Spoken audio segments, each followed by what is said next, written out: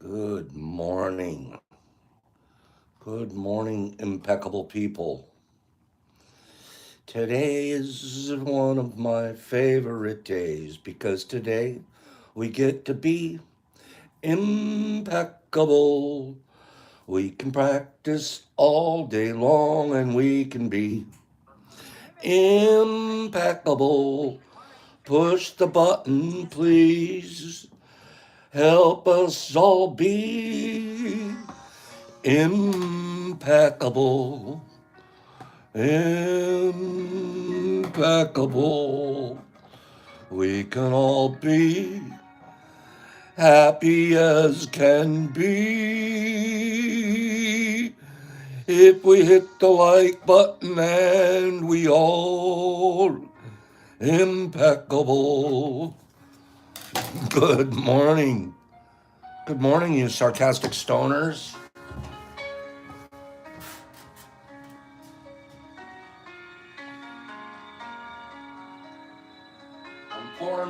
I'm pouring my hot chocolate. I'll be right there.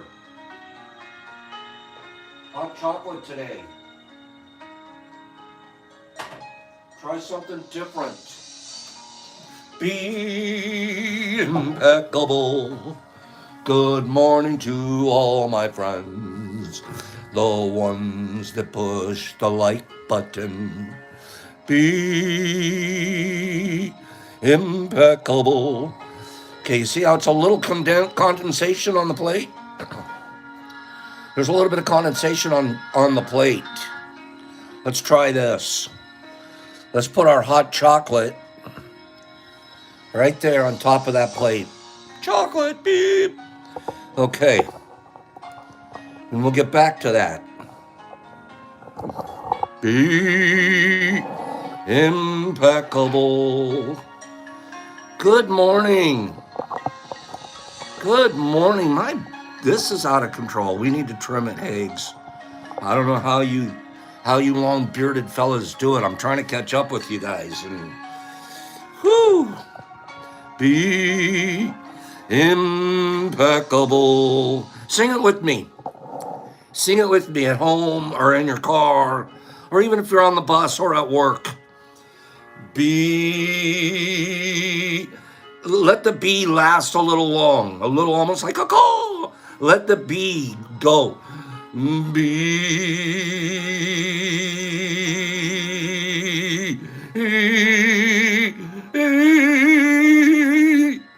impeccable. Okay? Who's saying along with me? Who's saying along? Be honest. Be completely honest. Who's saying along? Who in their house, just or wherever they are, saying be impeccable? Whoever's saying be impeccable moves forward to the next round.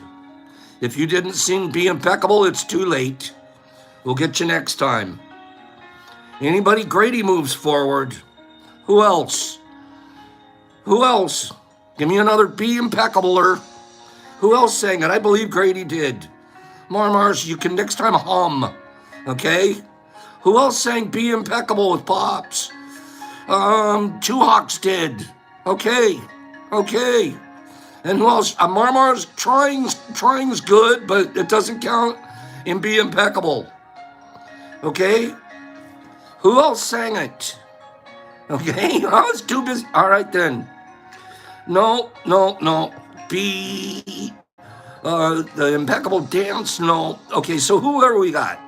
We're gonna go ahead. Two Hawks, right? We got a two Hawks. Wait for it. Cleany? No, it wasn't Cleany. I'm sorry. Let me see who it was. Grady, two Hawks. And we're gonna go ahead and give it to Marmars because he tried. At least he admitted he tried. Trying's good. Okay, next time I ask you guys to sing along with me, it might be in your personal best interest to do so. Okay? What's SSW saying this morning? I gotta go back. I cannot believe that I am still getting. That's fantastic. Good for you. Good. Slingy. That's been the funnest time to sing is when we're like, Impeccable. Okay, impeccablers. Those that were impeccable. Grady, you're going to be a number 1. Two Hawks, you're a number 2. And Marmars, you're a number 3. I bet you guys all wished you sang Be Impeccable with Pops. Okay, here we go. Number 3, Marmar. Marmar, he tried and he succeeded. He didn't even sing, but he tried. Okay, he tried. He said, you know, I'm not very good at it, but I tried. Marmars. Ghost or ODPE? Ghost or ODPE? Talk to us. Ghost or ODPE? What do you, Ghost or ODPE? Talk to us, Marmies. He says ODPE. I'm writing your name down here. I didn't put it in front of me this morning. Marmars, you're going to get a package of ODPE in the mail. Mailed to you personally, to your house in a little white box. But you have to send your address to me. Okay? You also can't be on the Never Winner Before list anymore. Done. You're off the Never Winner Before list. You are officially a winner now. And I need your address at the DetroitMushLab.net. And I will send you a nice little package of ODPE. I have it written down right here. And it says, wait for Marmars to send you his address. 24 hours. Yesterday, not everybody sent me their address from winning from yesterday. Back to usual. Here we go again. I won't say anything else about that. How many times? This is our third going up. We're going to be on year 3 this coming March. And I probably mention it every day since we've started. Caw-caw. Caw-caw.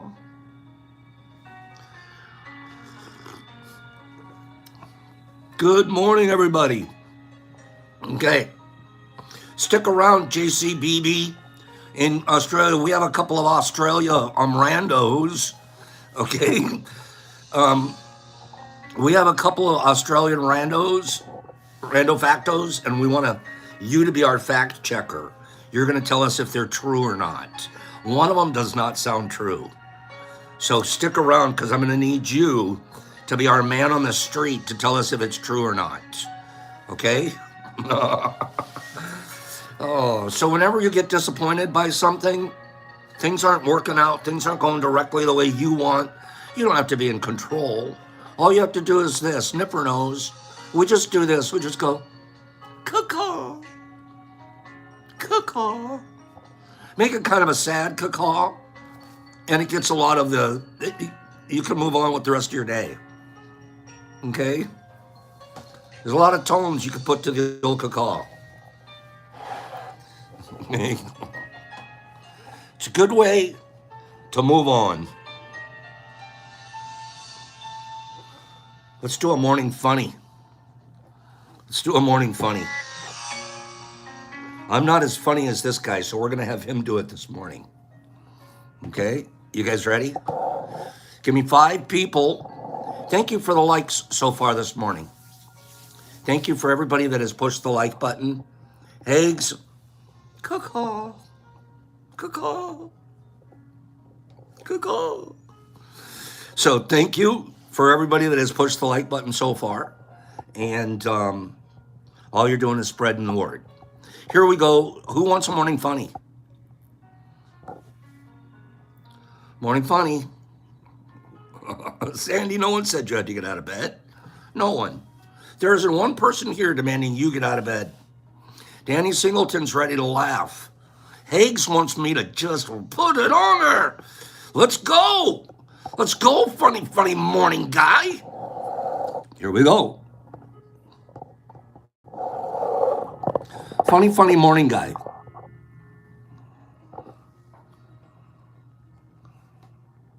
A little slow tonight. I had a hot pocket for dinner.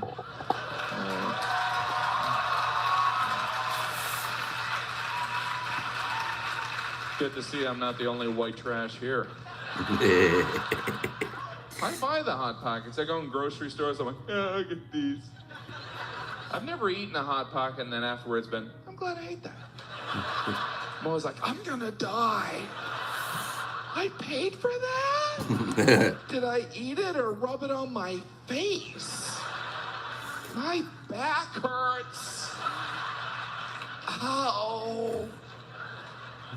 I was looking at a box of Hot Pockets. They have a warning printed on the side. Good morning, you just bought Hot Pockets. Hope you're drunk or heading home to a trailer.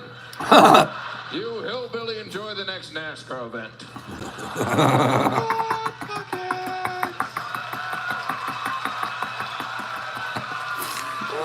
NASCAR event. Stop it, I watch NASCAR. I like NASCAR. He's a jerk. Yeah, see?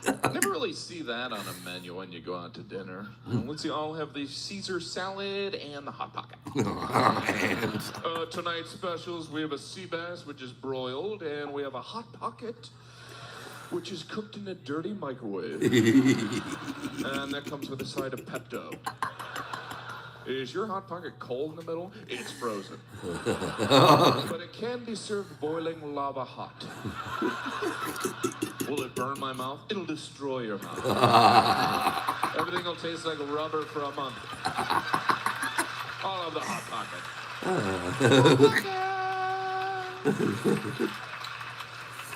Hot Pockets, yeah. They haven't been around that long, like 10 years. How'd they come up with that? Was there some kind of marketing meeting like, I got an idea. How about we fill a Pop-Tart with nasty meat? And you can cook it in a sleeve thing. You can dunk it in the toilet. Pop-Tarts. There is the vegetarian Hot Pocket for those of us that don't want to eat meat but still would like diarrhea. Hot Pocket. It should just come with a roll of toilet paper. Diarrhea Pocket. You ever notice there's no dignified way to buy toilet paper? You always have to buy that multi-pack of like 18 rolls. Stick it in your cart. Everyone in the store's like, does that guy believe? Oh, what happened? No. God darn it. Oh, okay. Oh, I have no idea what happened. Hot Pockets. Okay. Well, we got the idea. It should just come with a roll of toilet paper. It just should. Who eats a Hot Pocket? They are disgusting. And the best thing he said, one main thing, they're either ice cold or they're lava hot. There's no in between, right? Oh, pierogies are great. My first pierogi here in Michigan, handmade one up in the Upper Peninsula. Pierogi is off the chain. Okay? Hot Pockets. That guy is a funny comedian. I like his style. Good morning, my friends. Did anybody laugh? I'm sorry it cut off. I'm sorry about that, the cutting off. We'll do more. I like our morning funnies. Okay? Mike Barr is good too, Daniel. Good call. Okay, you guys ready to check out we were doing an experiment. Do you remember? We were doing an experiment here. Watch. So the chocolate is being slowly being slowly imbibed. But look at the plate now. Wasn't that plate filled with condensation? Didn't we see this plate about 3 or 5 minutes ago? And it was filled with condensation. You could barely see it. That's your trick of the day. Take a hot mug of something, stick it on top of your condensed plate. You could have a stack of them in order to take the condensation out of the whole stack. Give me 5 people that give me 5 people said that was a cool. I already knew it, but it was a cool hint. That was a cool hint, Pops. I'll wait for the 5 people. I'll wait for 5 of you to admit that was pretty cool. Of course, it's science, right? You guys already knew that. Condensation, we don't really like to have it in our plates, not that much. It'll cause, it's a perfect opportunity for contamination. Okay? No, this was a hot tea on top of a condensed plate, or a hot chocolate, or even just a hot cup of water. And stick it on top of your plate for 2 or 3 minutes. And boop. You get rid of all that extra condensation that's going to be creating problems. Okay? Let's see. This one's got a little condensation in it. Let's go ahead and put this on that for a little bit. Right? We'll do that. Now, today we were going to, I teased you guys yesterday, I said we're going to take some plates and start some bags. I don't have it lined up perfectly. I need a plate to colonize for 2 or 3 more days, and then I can use it to start a bag. So we have to put that experiment off for, not experiment, but that exhibition. We have to put that off for a couple of days, but we'll start a bag in front of you with an agar plate, fully colonized agar plate, and get that going. This morning's chore I finished in 17 seconds. I had to inoculate some more bags.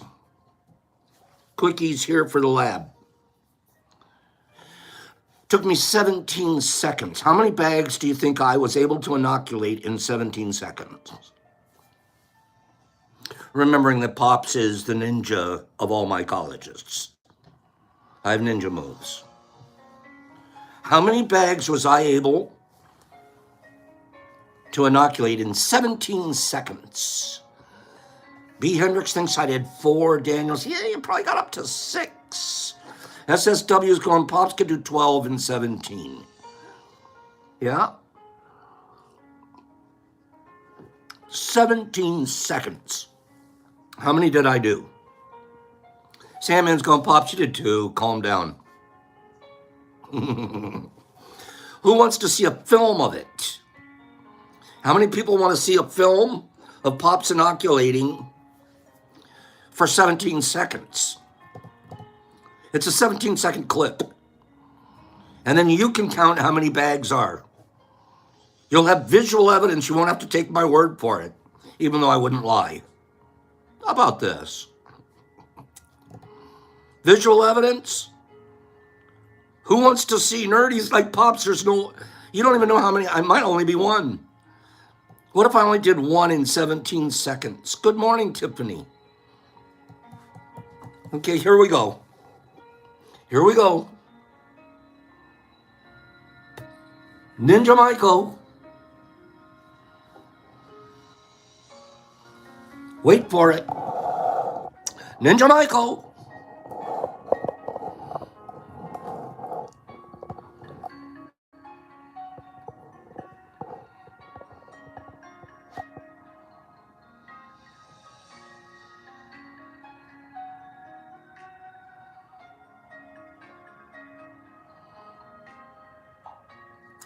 Like that. Like that. 17 seconds. Like boom. Like hello now. Okay? Somebody wants to see that again. Biggs, that was like a boss. Who wants to see it again? Who wants to see it again? That's how Pops rolls. Okay, that's how I do it. Anybody can do it like this. Just takes about 4 years of practice, Jackson. Okay? Jesus Christ, that was pretty good, right? You guys ready? You could tell Pops has done that one before. Who's as fast as your Pops? Grady, no one beats up Pops on this. Okay? Here we go.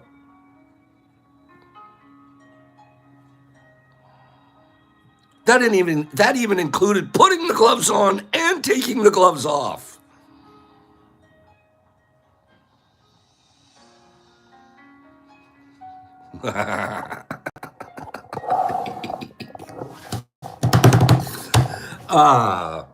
You know what I really enjoy? Sorry. You know what I love? That fast action, what do they call it? Time lapse. Time lapse. Time lapse is the funnest way to film stuff, in my opinion. Because I already want to go fast. So if the camera makes me look faster, then hey, wait till you see Brock race. That kid is fast on those cars. I'm like, his hands fit just perfectly on the wheel and everything. I'm like looking at him going, thank God you're not in a real car. Fast. JC. JC, is this true? JC's in Australia. He needs to be. You don't want to put him in as an Uber driver, Herbie. No. No. People will die. Okay, the other plate. I just took the other plate. We just took the, look how less condensation. I just took the cup off. See the condensation gone? Somebody's going to win this plate today. Give me 5 people. Stick your hands up if somebody wants to win this plate today. Give me 5 people that want to win this plate today. This one. Steel Magnolia.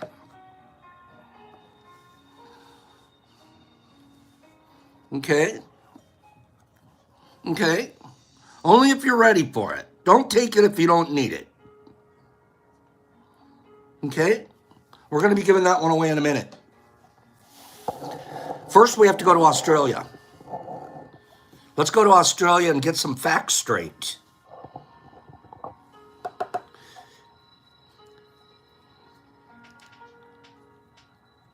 Is McDonald's one of the biggest restaurants and chains in the world? Before we go to Australia, is McDonald's, Sandy, you don't have that strain? I'll send you a plate, son. I'll send you a plate. I know what you'll do with it. Is McDonald's one of the largest chain restaurants in the whole world? And everybody recognizes the name McDonald's. I think Coca-Cola, McDonald's, and Apple or something like that are like at the highest level of recognition. Am I right? What's going on in Australia? What's going on in Australia? According to this rando facto, and we have a fact checker here with us. It says McDonald's was nicknamed Macca's, M-A-C-C-A, Macca's in Australia. Let's go to Macca's, mate. In 2013, this name became so popular that it was officially changed, including the signs. It no longer says McDonald's on the sign. It now says Macca's. Macca's. If you're looking for a McDonald's burger, you got it. No sign, but words, Jesus Christ says. So there's really no signs. Not here, Jesus Christ says. See, why are they telling us this? McDonald's was nicknamed Macca's in Australia. In 2013, this name became so popular that it was changed officially, including on signs. And now we have a fact checker that lives over there. He's going, I'm not sure about that.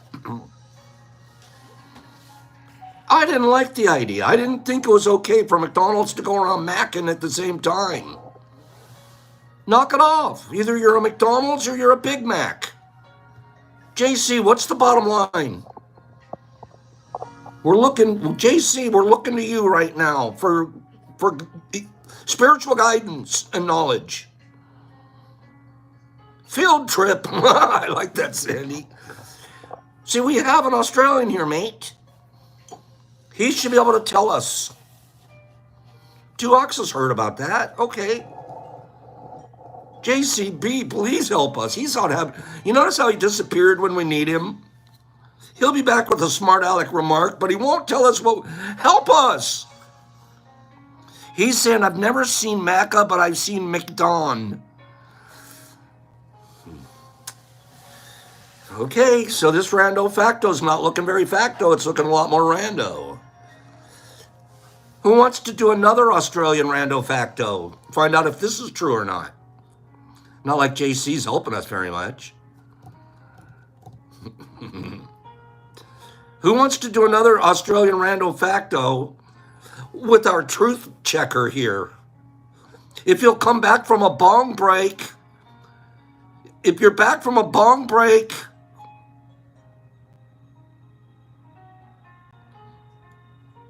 all right. How much does JC know about Brisbane? How much do you know about Brisbane, JCBB? Mate? Don't tell us I don't know anything about that either. You're our Australian expert. You're our Australian expert. Okay, here we go. We're going to ask our Australian expert a question. Then we're going to go to New Zealand. If Jeffrey Hodgson's here, Jeffrey the Ginger Jesus, you get ready because I have one for you. In Brisbane, Australia, there's a golf course with full-grown bull sharks living in the water hazards.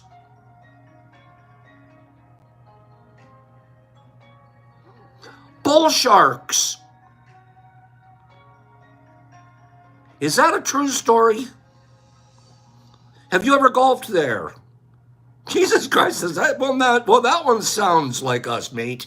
That one's we would do that. We would put bull sharks in our golf pond. And, oh, yeah, like Dad doesn't stick a leg in there to go grab an extra ball or two. Sandy's like, oh, so they make golf fun. Oh, no. No. Let's do sharks. Is this a true story?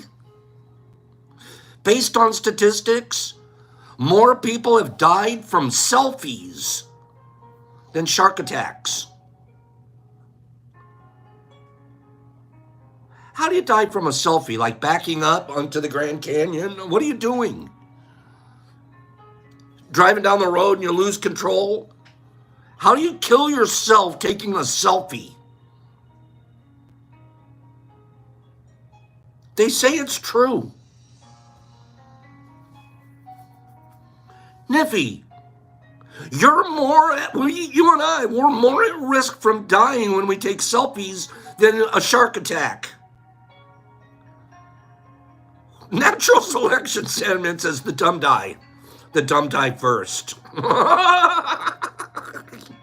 The dumb die first. More people die from taking a selfie. What if you had a selfie stick? Do more people die from a selfie or from selfie with stick? What do you think, Anthony Thornton? I think it's even worse when you've got the stick. You could back up even more and, whoop, there you go. You trip and you fall right into a pond full of bull sharks. I think the stick's even a more dangerous selfie. One of these days they're gonna make us include a warning label on the selfie stick. Speaking of natural selection, yesterday we were talking about Dumbos. Saying, oh, there's a lot of Americans are dumb, but we don't want to believe it. Because we're the smarties. We don't want to believe there's a bunch of dumbasses out there. 18% of them think that the one guy was married to Joan of Arc? Noah?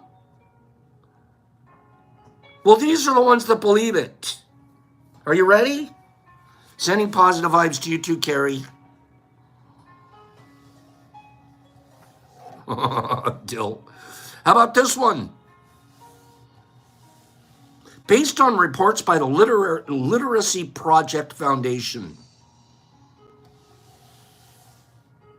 45 million Americans, that's not a small number, 45 million Americans are functionally illiterate and cannot read past 5th grade level. Moreover, 50% of adults, 50% of American adults cannot read over an 8th grade level book.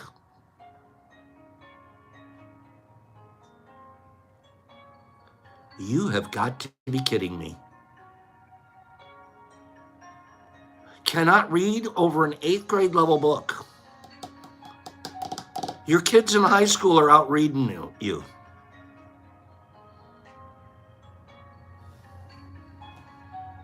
Dumbos. What's wrong? I bet you guys haven't been reading books lately. Pops tells you all the time. How many weeks does Pops hold on? I'll flex another time. You got to read. You got to keep that brain going. It's important, especially let's read the book.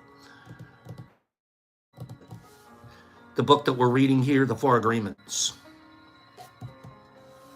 New Zealand. If Jeffrey Hodgson's here, he could tell us if this is true or not. New Zealand, that's great, Sandman. I'm proud of you. 5 books on something is really good. You're just learning. New Zealand. If Jeffrey's here, he could tell us if this is true. You guys remember Jeffrey Hodgson? What a sweet, sweet man. Big red beard, long red hair. Very active in the New Zealand community for trying to get things legalized. That is a very, very strict country. Very strict. Jail for a joint, for a roach in your ashtray. And he's one of the guys, the marching signs held, trying to get things put on ballots. He is a very, very active. Psilocybin's way down the line for that country. And he's working that angle. He's out foraging and he's out doing some really amazing stuff. And he hasn't stopped. I've known Jeffrey for like 3 years now. And he is continuing to grow in his vocation, his passion. I'm glad to hear that, Daniel. New Zealand's a tough country. We know that they don't let you into Canada if you have CCS. Don't you love the guy? He's fantastic. We know they don't let you into Canada if you have a drunk driving on your record. Canada's like, no, we don't want drunk drivers here. 20 years ago, I stopped drinking. I've got like 100 chips. We still don't want you in our country. You can't even get over the bridge. Boop, get out of here. And it makes sense for them because you're just you're a liability in their country. You're somebody that, you know what? Next thing you know, you're going to be bouncing off a wall in Calgary, causing them problems that they didn't have to have if they just turned you away at the bridge. So that's what they do.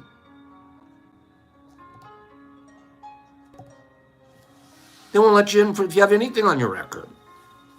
Nope, they don't let you in. Sorry, turn around and go home. You're driving with the car of friends. They run everybody in the car. Say, you? The guy in the back seat? In the middle of the back seat? Get out. Uber home. Your friends can come on over. Jesus Christ, only you would ask that question, and only you, because of your omniscient brain, only you know the answer. You tell us. Jesus Christ wanted to know if it included STDs for Canada. As far as I'm concerned, he should know the answer already.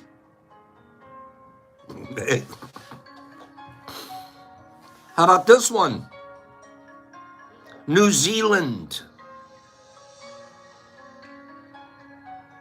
It won't issue residency visas.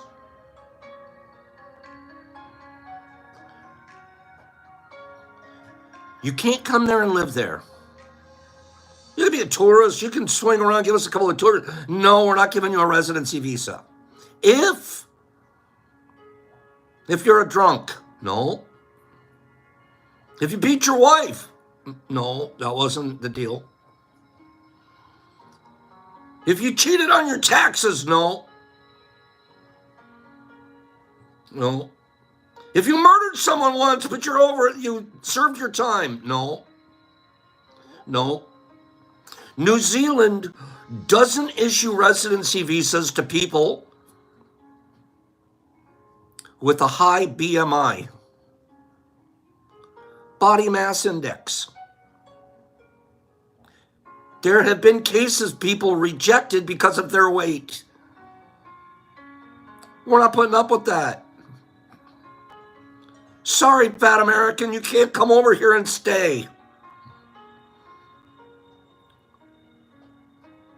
Body mass index, you're a little too chubby for us. You know, we did a little squeezy McD. No, your BMI is 0.1 too high. You can't get a residency visa, but you can eat at our tourist hotel. What kind of a country decides who gets to come in and who gets to go out by BMI? Something tells me most of the people not allowed in are going to be Americans. They don't want the insurance issues, R&R. They don't want to have to pay for all of the problems that come with it. They're like, we're not going to bring in a bunch of foreigners, fat foreigners, and have to pay for their health care. Because I think they have socialized health care. What a rough country. No weed, no shrooms, and you better be fit, pal. What? What?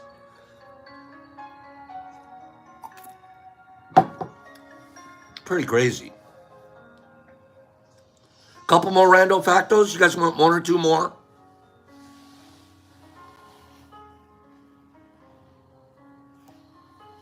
One or two more?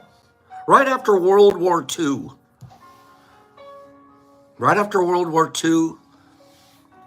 they didn't want Americans to get high BMIs. They were like, yeah, we already see that we're sort of trending to turning into more of a heavyweight society. We're moving in the wrong direction on that. You know what they prescribed as a diet medicine after World War II? And it remained legal all the way up until the 1970s. Crystal meth. Cobalt's all over it. He knows. Crystal meth. Here you go. Crank it up. Lose a little weight. Work hard. Be an American. Have enough crystal meth, you can go to New Zealand and get a residency visa.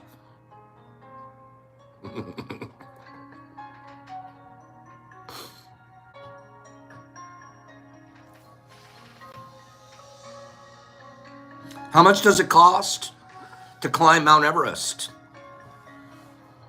They did, Bridgie, you're right. How much does it cost? Average guy. I'm gonna go climb Mount Everest. I better start saving some money. I better start packing my pennies. How much does it cost? Average cost. 15 your whole life, sometimes you say. How much? Michael Patterson's close. Somewhere between $60,000 and $120,000. About the cheapest you could get a gig, 60 grand. For a Sherpa deal.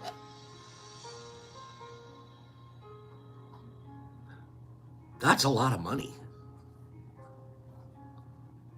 That is a lot of money. Here's a rando facto. I have a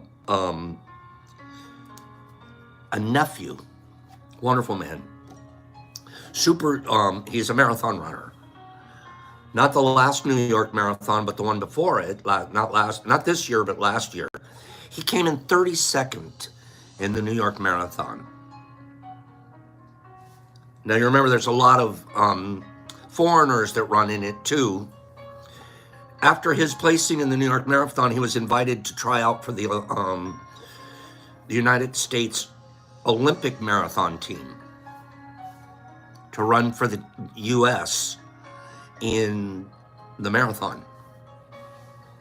Brian Harvey, one heck of a nice man too, but he's world class, like top world class. And before he got into marathon, he was mile runner. And what he was looking to do was break the 4-minute mile. Human body going a mile in 4 minutes or less. Now, I don't know what the numbers are exactly, but I do remember Brian telling me a couple of years ago, and my jaw dropped. He goes, there have been more human beings that have summited Everest than have run a sub 4-minute mile. It's that rare a physical accomplishment. That's pretty impressive. Under 4 minutes.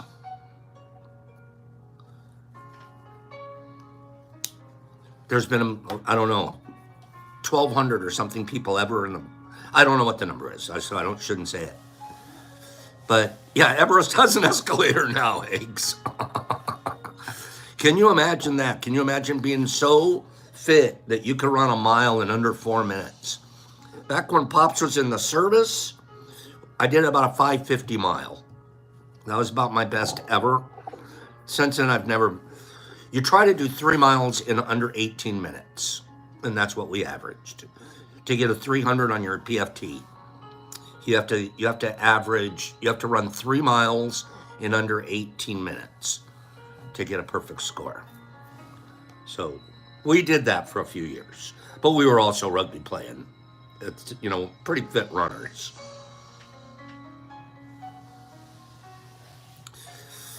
Gun control. What has more control in the United States? Gun control or banana control? Gun control or banana control? That's fantastic, Herbie. That's good numbers. Cobalt's all over everything this morning.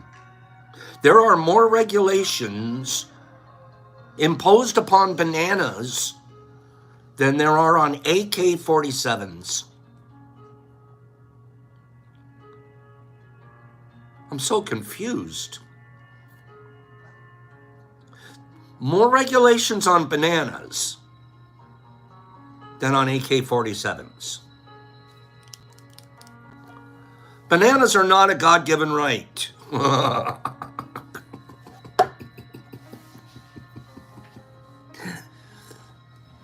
This is some crazy stuff that we're going through this morning. I have a couple more.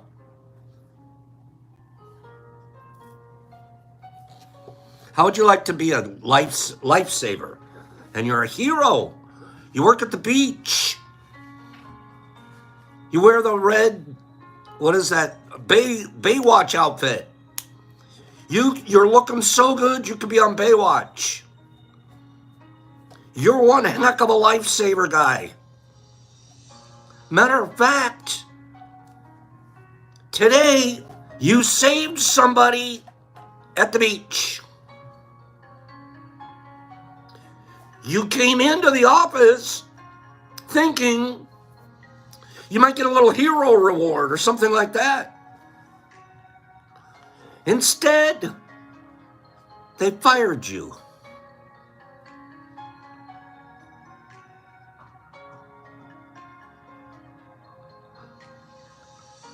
I don't understand, why are you firing me? Because that wasn't your section of the beach to patrol. You were out of your section.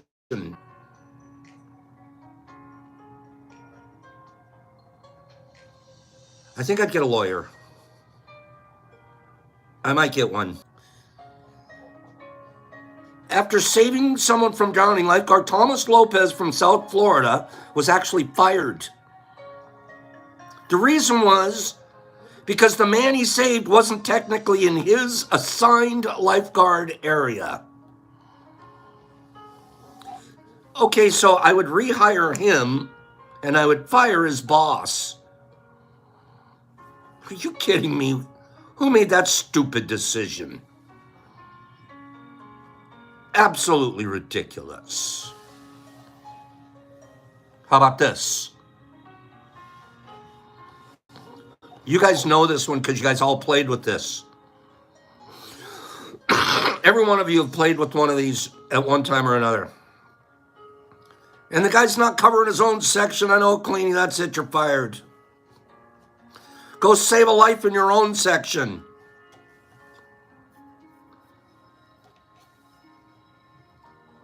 There used to be a commercial. What is it that they are making a commercial of? What product is this? What product do you think I'm talking about now? Have a good day, kitty. It says, throw it indoors. You can't damage lamps or break windows. You can't hurt babies or old people. That was literally the line in the commercial. Or old people. They were allowed to do that then. That's right, Mike. It's the Nerf. Nerf ball. Can you imagine a Nerf commercial? And you can throw it at babies and old people. You would go to jail if you wrote that commercial today. Sorry, man, you have to go to jail. That was a bad commercial. Safer than lawn darts. I'm going to do one more for you. Human body. It's not as capable as some of us think. I like being an old people too, Hags. I didn't think I was going to like it. The physicals, there's some parts of the physical I don't like. And I get the stuff grow, like your skin changes. Your collagen levels go down and your skin changes, but you get nicer. You're supposed to. If your eyes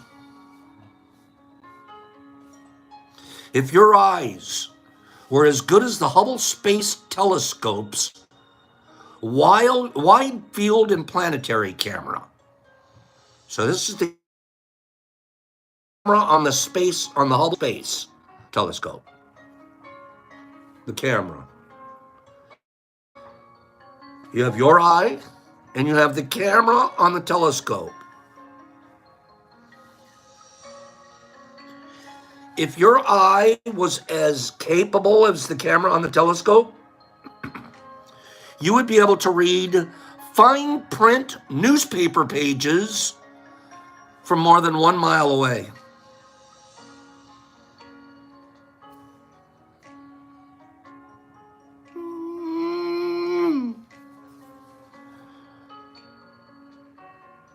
From more than 1 mile away.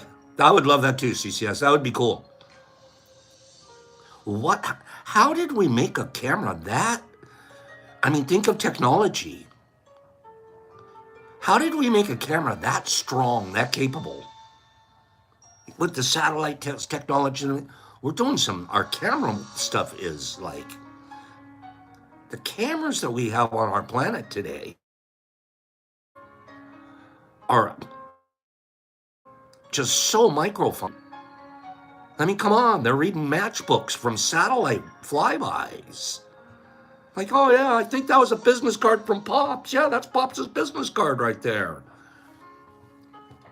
That's just, human technology is just amazing. Yeah, can you imagine the polishing of those lenses and this and that? You're right. Somebody here just said they don't tell you the capabilities that we have out there. They don't want us to know. I think they could read my credit card in my pocket. They can swipe the magnetic strip from the satellite.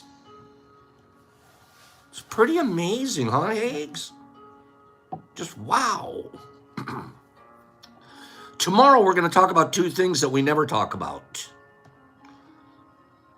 So get ready. Tomorrow we're going to talk about crack paranoia. How you get paranoid when you're doing crack. Yeah, that'll be one of our subjects tomorrow. Crack paranoia. Another one of our subjects tomorrow is going to be, we're going to talk about the moon. Okay? We're going to talk about a little crack paranoia. And then we're going to do a little science class on the moon. And I'm trying to figure out from the moon situation. We know that moon tide, how it is, it impacts tides, and Chris CCS was talking about, he's trying to figure out if it's impacting his fishing and how, and the tides where he is now. And it made me start thinking, Chris, and this is true, I'm going to do it. We have to set up some kind of an experiment to find out if shrooms grow better in a full moon or something less than a full moon. Because I believe that their lunar effects are far more than just tide. So we have to figure out what are their optimal moon times for growing shrooms. Of course, we all want to say, oh yeah, full moon, bigger shrooms. I don't know. That's not scientific for us to say that up front. What's scientific for us to say is, let's figure it out. We'll come up with a hypothesis, and that'll be where we start from. So, we're going to talk about the moon tomorrow. And then we're going to apply it to growing shrooms. Give me 5 people say that's interesting. That's interesting. Kimberly's already giving us her scientific opinion, educated guess. It might be hard for us to measure, but we'll try. I think we should try. Let's do the 4th agreement. And then let's do another giveaway here. Not the 4th agreement, but the 4 agreements. Yesterday we talked about the smoky mirror. Yesterday we talked about the dream of humans and that we really are just a result of our own perceptions.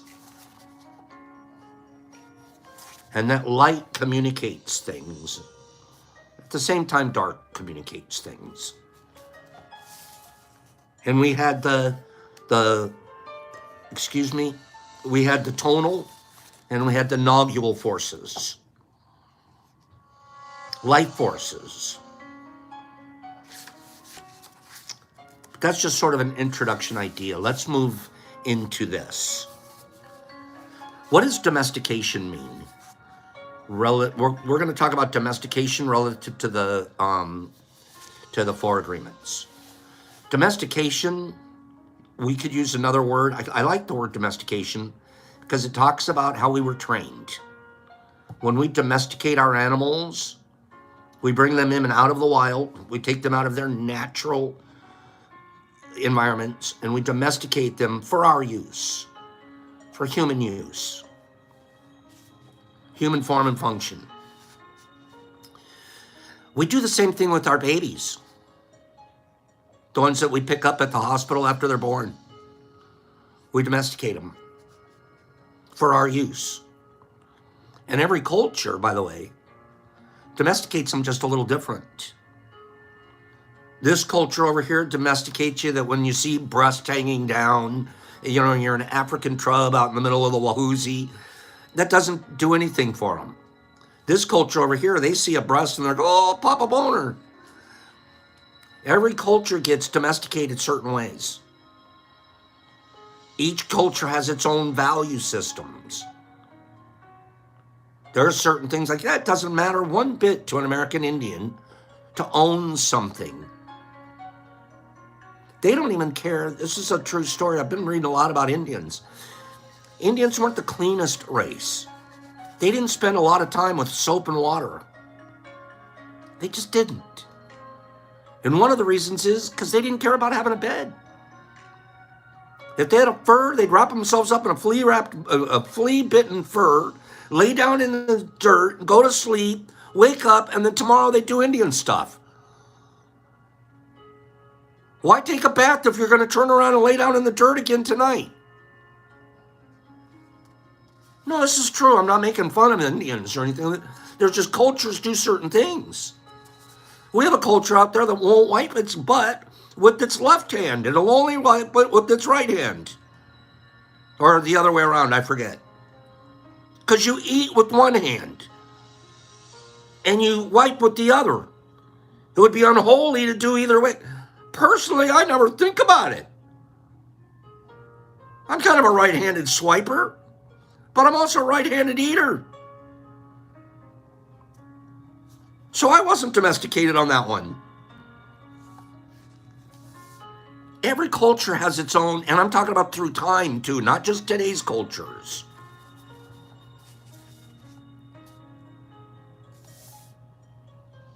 We were domesticated from birth.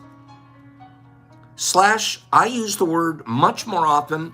Domesticated is phenomenal, and that's what Ruiz uses. I say programmed. I take it another word further. I use the word more often ingrammed. Stamped. There was something stamped on us. We were ingrammed. Half of the struggle between tonal and nodule is overcoming the ingram program domestication. Domestication and the Dream of the Planet. We're on page 1. Give me 5 people that want me to move. Keep reading. You guys are paying attention, right? You guys paying attention? I'm pretending like I'm in the front of the class. I'm looking around for eye contact. Make sure you guys are paying. One of you falling asleep back there. Go get yourself a glass of water and take a walk. Okay? Don't be falling asleep. What you are seeing and hearing right now is nothing but a dream. Ruiz tells you. What we see and what we hear is our own personal, made-up dream. I don't like the word dream here because it's our own made-up existence. Dream, we use the word dream as like, oh, something in the future I dream for the big house. I dream for the great job. I dream for fame and money. That's not this kind of dream. Hey, sorry, we were rolling one in the back of class. Smoke them if you got them. You can smoke in class. What you're seeing and hearing right now is nothing but a dream. You are dreaming right now in this moment. You are dreaming with the brain awake. Dreaming is the main function of the mind. That alone is a whole class. The main function we do with our mind is make up our own perceptions. I perceive you this and I perceive that, and I'm right about this, and of course, if you think of that, yeah, proves I was right. And my perceptions, usually, I'm able to find some way to rationalize them. You're dreaming, but your brain's awake. And we certainly aren't using all of it, are we? We know that. Dreaming is the main function of the mind. And the mind dreams 24 hours a day, not just when you're sleeping. We've been ingrammed, programmed, domesticated to think dreaming just when I sleep. If you think of it like dreaming all day long, you're going to get some control. Watch. You're going to get opportunities to change. You dream when the brain is awake, and you also dream when your brain is asleep.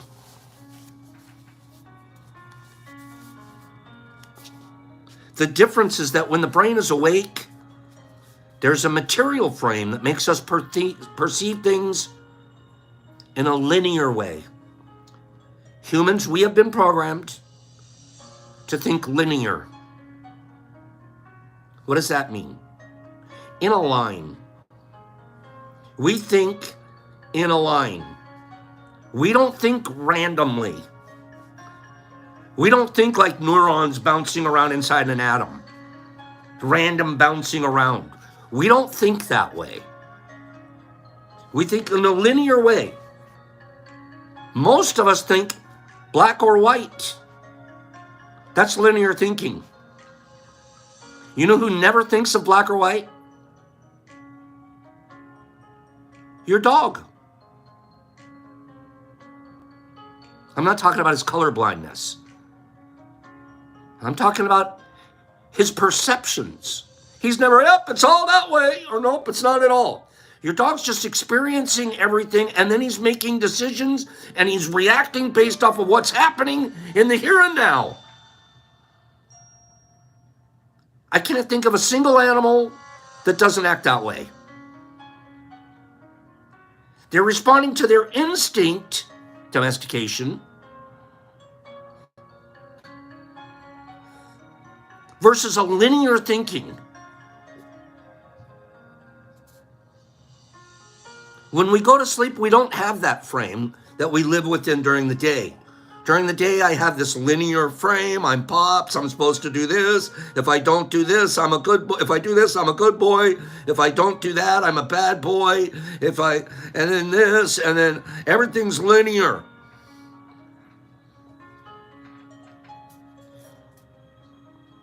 The best thing humans can do is stop being linear. That's not easy because we don't even know we're doing it. It's natural. We have to fight that part. Listen. Humans are dreaming all the time.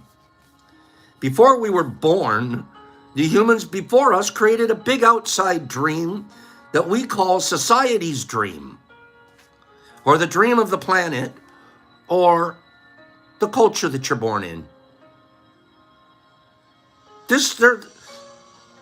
My mom and dad and their mom and dad and their mom and dad before that, they all put together this dream that I got born into.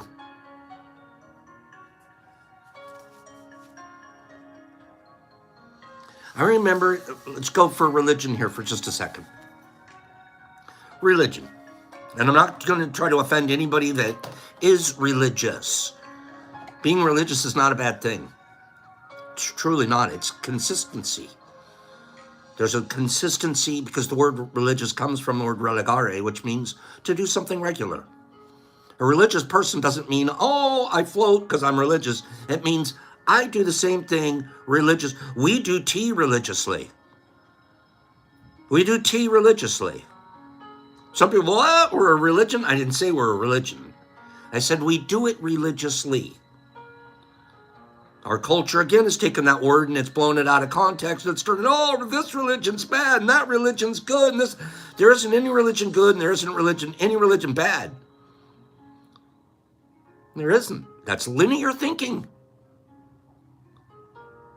The minute you say this and that, you're linear thinking.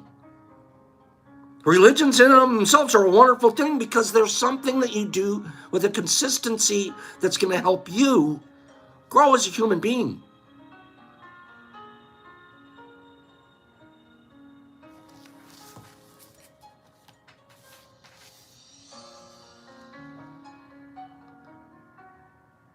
Religions. I'm going to end it with this thought, and we'll get back to dreams tomorrow. And I'm moving on with this. Some of you should know, so some of you know, I was born and raised a Catholic. to the core. My father, having wanted to be a priest, didn't make it for his health reasons. They sent him home. He never finished the seminary. It was ingrained in me from a child to like, I want to be like my dad. So I wanted to be a priest. Some of you guys wanted to be firemen. Some of you wanted to be lawyers. Some of you guys wanted to be policemen. I wanted to be a priest. Little holy boy. And I tried. At a young age, when you're supposed to be playing, I was trying to be better than I'm supposed to. So I was really whacked out. And it wasn't that the church like had a whole lot of good messages. Like the church was teaching me very linear. Mortal sin, venial sin. They're even lining up the sins for me. That's that linear. So you're inside this group of people, the Catholics. I go to school with them. I hang out with them. That's who I go on vacations with on the weekends, in the summer. For 12 years. Through 1st through 12th grade, all Catholics. Dyed in the wool Catholic. To this day, right now, my brother, the one that's a square, was a great man, goes to mass 2 times a week, does the envelopes you're supposed to put your money in every Sunday. Do you remember as a kid, you couldn't wait to put your money in an envelope and put it in that basket? The Catholics, you didn't put the money right in. You put the money in an envelope first, and then you put it inside the thing. So no one knew exactly. You could have put $1 in your envelope, or you could have put a 10 in there. Who knew? Do you remember that? Come on, help me out. Somebody has to help me with that one. Who remembers, what was they call it? The donation envelope? Right? Catholics never said you had to give 10%. But there was a donation envelope. I remember getting the donation envelopes mailed to our house with the names already printed on them. Here's your packet of donation envelopes for the year. For the year. So don't worry, just put your thing in it. Bring your envelope with you on Sunday to church. And you were cool too, because there's the family name on the outside of the envelope. They did that for a reason. They'd sit there and keep track of how much each person donated, each family donated. And at the end of the year, they'd give you a report so you could turn it in for your taxes. The Catholic Church, they'd give you a little report, say this is how much your envelopes counted at the end of the year.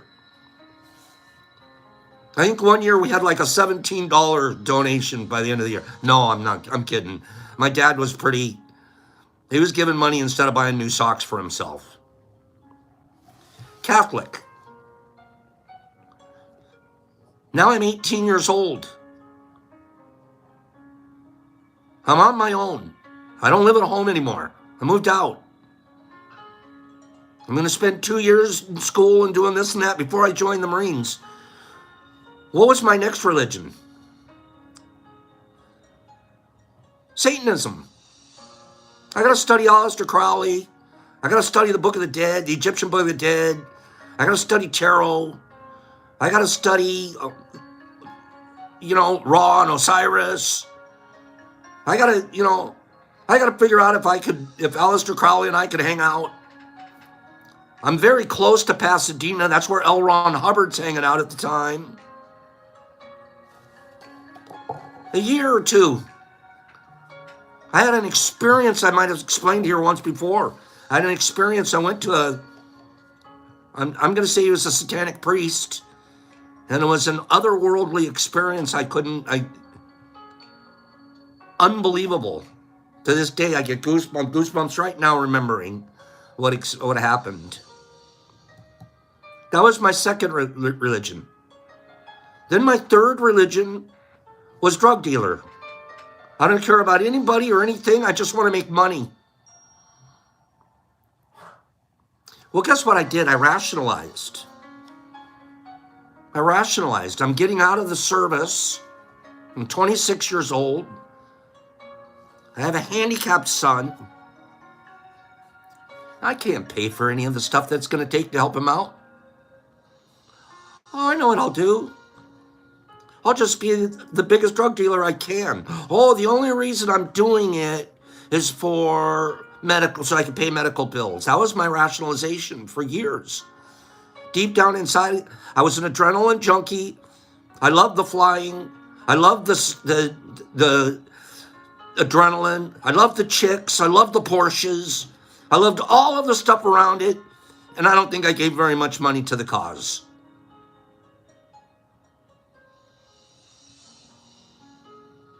Now I'm 30.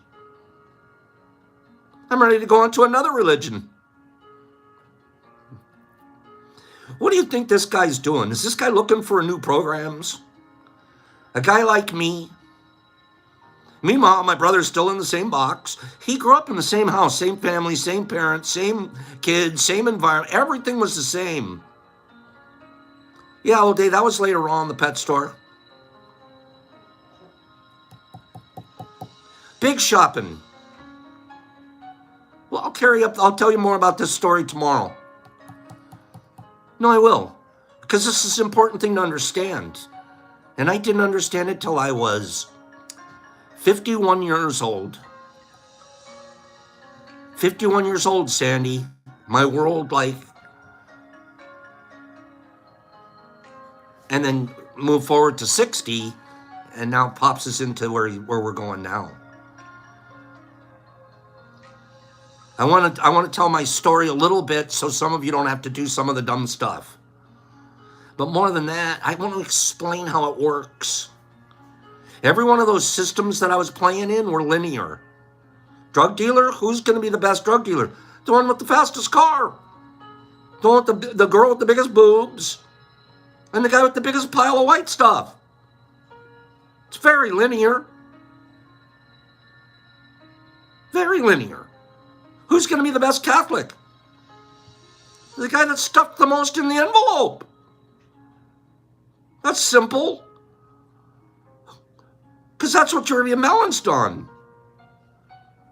Who's going to be the best Satanist? The guy that doesn't run away when he sees a satanic act happen.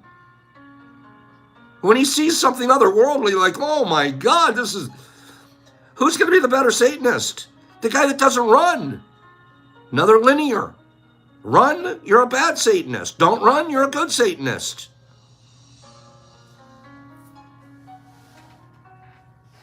We'll talk some more about this tomorrow. Is it clicking anywhere? We'll pull it all together tomorrow. We'll pull this all together tomorrow because I'm going to get into my philosophy of circles tomorrow. And just explain it to you basically by circles. We all live in circles. Domestications, engrams, programs. You live in there. Do you know how few people break out of the circle that they live in? I don't want to say you're a sheep, but I would put you in the Dumbo category. If you don't see that you're living in a circle, at least acknowledge that. Well, I'm comfortable, I like it in here, and I don't need to look outside my circle. That's my brother. I'm doing great in here, and anywhere else I know I'm just not going to feel as comfortable. And he won't. I would venture to guess that I would probably say virtually everybody here understood the circles and aren't very comfortable with them. So we'll talk about that again tomorrow. And we'll move forward a little bit here. Thank you for listening to me today. Let's do a giveaway. But thank you for letting me wax on about this. And when I talk about my life and that stuff, I'm pouring it forward in a way that it's therapy to me. But my real goal is to get you to see, who are you in there? Which guy are you? Because none of us have done any of this alone. None of us are in this alone. None of us have done any of this alone, even though we think so. Okay? Final giveaway. I'm looking like I'm going to lose power here. 1 second. Hold on. I feel like I'm losing power.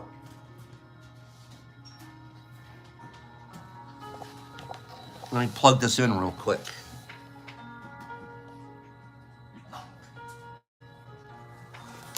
Uh-oh. There we go. Let's plug this in. Thank you for bearing with me. Oh, yeah, that's better. Okay. Let's do a final giveaway. It's not snowing here today. It snowed yesterday, and it's not supposed to snow again until this weekend. But it is cold out there. All right, let's go. We're gonna do numbers between 1 and 50. 1 and 50. Let's go. Here we go. What number's in the chute? There we go. 1 and 50. I'm gonna give away a plate and some capsules to somebody here. Let's see. Okay, I've got the number. I've got the number. Nurs, I think I still need. No, it isn't you. Never mind. 36. Okay, what number? What number am I looking for here? What number? Where is that number? I still don't see it. Where is this number? I can't see it. Where's the number? Where's the number? I guess you guys just heard me saying it. Boy, am I a dumbbell. I'm the dumbbell that I told everybody is. Bulldog! Bulldog, Vegas, Allen, all of you have very good ears. Ghastly Gruesome, you all heard me. Good job. Bulldog heard me and pushed the buttons first. Bulldog, 36. Pops is over here looking for, where's the 36? Give me the 36. Will you give me the 36? Bulldog, there you go. Dude, that's pretty bad, Pops. Let's give you a Steel Magnolia plate. Bulldog, Cleany, you heard me too. You was like, yeah, Pops, you're saying it out loud. See, I was being linear, okay? I'm going to send you this plate, Bulldog, and I'm also going to send you a Pops 10-pack, okay? So I can't believe I was doing that. Let me see, 36. Let me see, is it 30? I'm looking for a 36. So, Bulldog, give me your address, and I'll send that to you, young man.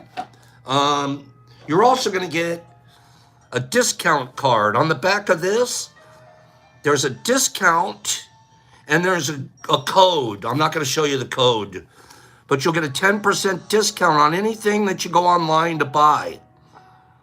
So put together a nice order. You'll get a 10% discount.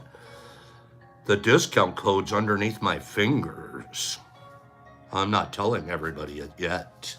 Okay, so Pulley, that's what you're going to get. And then we also are waiting for an address from Marmar's today. Okay? Should I give away one more plate? I'm not showing them CCS. It's a great code, though. And even when you get it, you're not allowed to share it with anybody. Should I give away one more plate? Let me do one more plate. Let's get you guys one more plate. Since nobody's buying them, let me just give them away. Okay, I just put new numbers in the chute. Go. This one, Hags, I'm not going to say the number out loud. This time, I'm not saying the number out loud. Okay, last time I said 36. This time, I'm not going to tell you the number out loud. Okay? So, what do you guys think it is this time without my saying it out loud? Okay? That was really dumb to say 36 out loud, but that's what I did. Okay. Here we go. Laura Devine is Laura.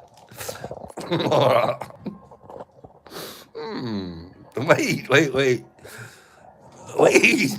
Come on, man. Laura, the number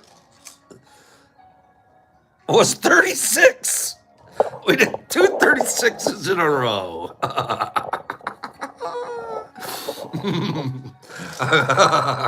It did. It literally did 2 36s in a row. But hey, only the first time did I say the number out loud. The second time, I was keeping it under wraps. Okay. It did 36 times. Enough for me able to give you a hard time. Laura Divine, have a divine day. It's weighted, Melissa says. Everyone's going to guess 36 from now on. Laura, I'm going to send you this plate. And I'm going to send you these.